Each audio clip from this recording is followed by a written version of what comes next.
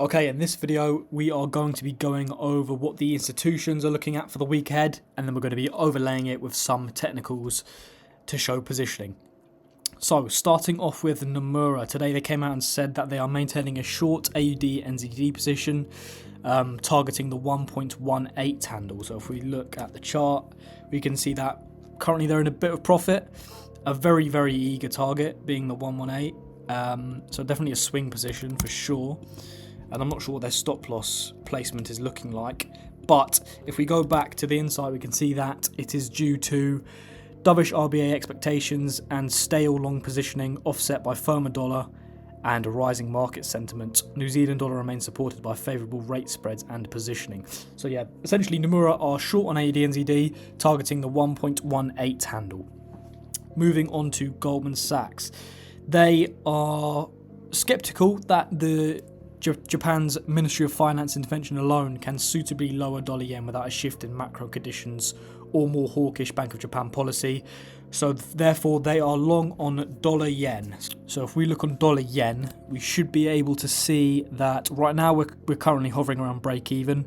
But yeah, essentially Goldman Sachs sees scope for further strength in this pair, obviously being very mindful of the 160 for intervention. However, at the moment they are long on this pair. If we come down to JP Morgan here, they say that the dollar re-rating has legs, essentially saying that they are long on the dollar against the Swiss and against the euro, as we can see here from short euro dollar. So if we get up euro USD, we'll be able to see that, yeah, from yesterday, we're down a considerable amount, around 0.45%. And if we look at the DXY, similar story, we are sitting quite nice around the 99,275. So yeah, JP Morgan in some profits there. If we come down here, we can see Barclays Bank are saying the exact same thing, long dollar.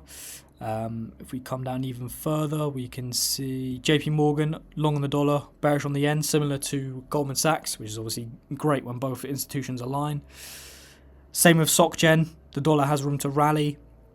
Morgan Stanley, they are short on pound AUD. So if we get up the pound against the Australian dollar,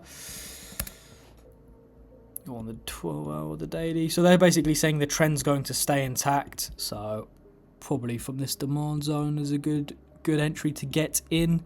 They'll probably have stops around here, targeting something like this. So yeah, probably around break even right now with a pound Aussie dollar. But yeah, essentially this is what the institutions are mainly looking at, and these are the technicals to go with it. So yeah, use that as you will, and we'll catch you in the next video.